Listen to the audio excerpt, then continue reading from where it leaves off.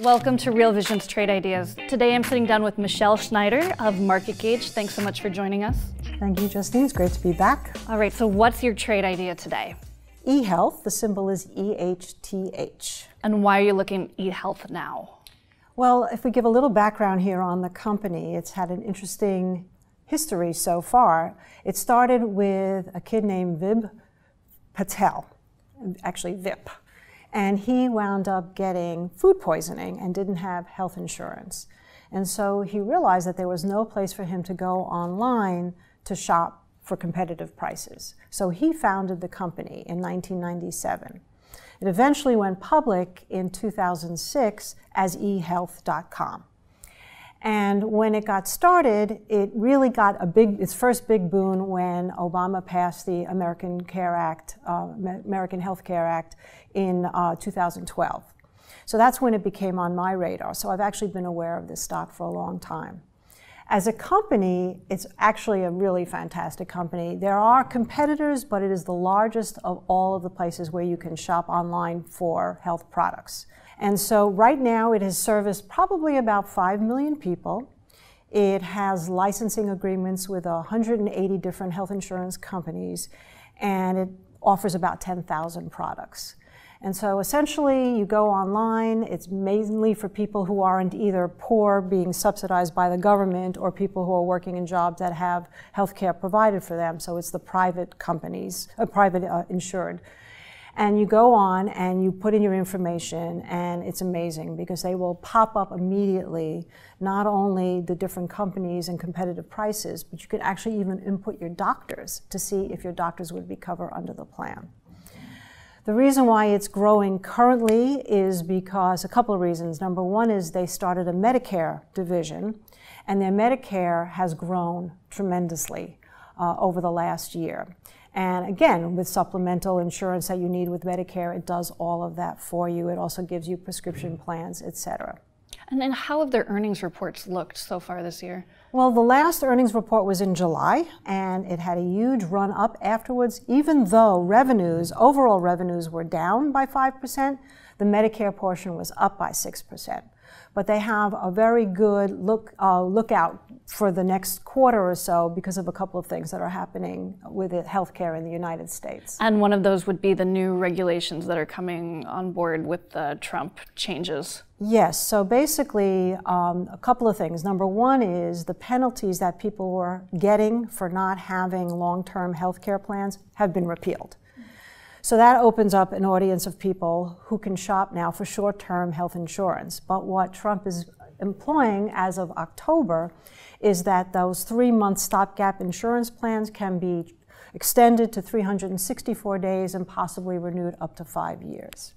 However, there's a catch.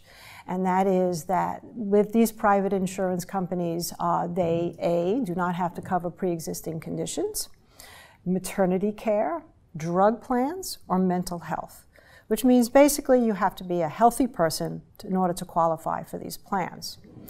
And you have to hope that you don't get sick because you can be dropped. However, the premiums have gone up since the Obamacare plan, 62%. So what it does is, even though there are all these caveats, it does give you an option to get some cheaper insurance if you're healthy. Now, what that will do for eHealth, bringing it back to eHealth, is that it will bring on probably another few million people into the space of shopping for insurance. Okay, so why don't we go through some of the technicals? Where do you see eHealth right now?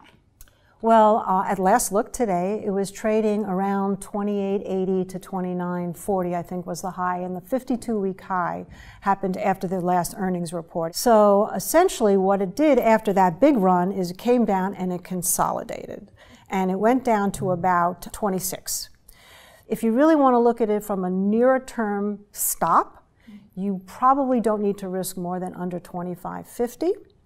Our current stop, though, is a little cheaper because we actually bought it cheaper. But so even 24.50 would be okay if you wanted to give it some room.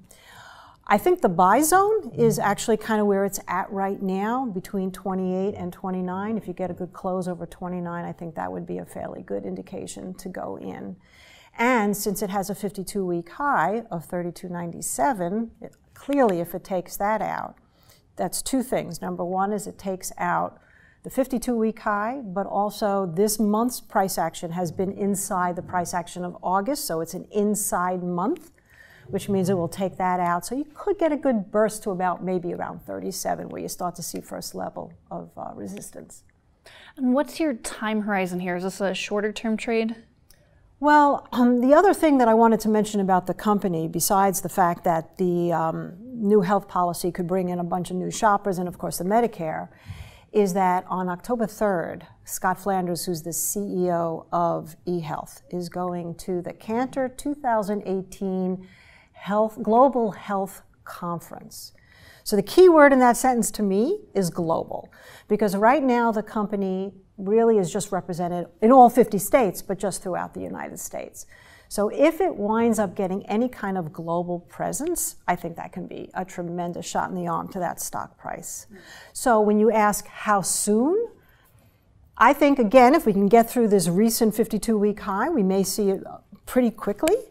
So I'm looking at this as more of a ride the wave as opposed to buy and hold forever, because who knows what could happen politically going forward in terms of the healthcare plan, since it's been such a football and has been for years. I would say if the market holds up, we could probably see that level maybe within 2-3 months, possibly as far out as 6.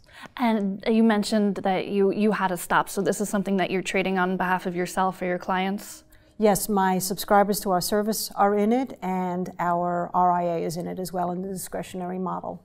What do you see as the biggest risk to this right now? Is it potentially the political climate and maybe the elections coming up?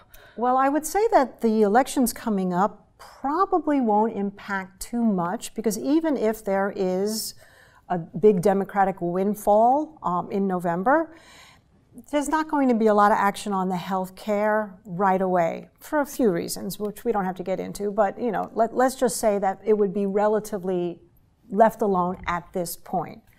However, if in 2020 Trump is not reelected, then that would shake things up. How that would affect the stock, I would have to reevaluate at that time. It could be more positive, it could be negative. Yeah, too many variables there. Exactly. All right, can you break down this trade in 30 seconds? Yes, buy it between 28 and 29, and if you really want to look for a conservative entryway for a close over 29, risk down to about 25.5. If you want to, 24.5. It's very low volume stock, by the way, so you have to give it some wiggle room and look for a move, especially if it clears the 52-week high up to about 37. Mish, thank you so much. Thank you. So Mish likes buying shares of eHealth, ticker symbol EHTH, at current levels. She has a stop loss of $25.50 and a target price of $37 over the next 3 months. Just remember that this is a trade idea and not investment advice. You should do your own research, consider your risk tolerance, and invest accordingly. For Real Vision, I'm Justine Underhill.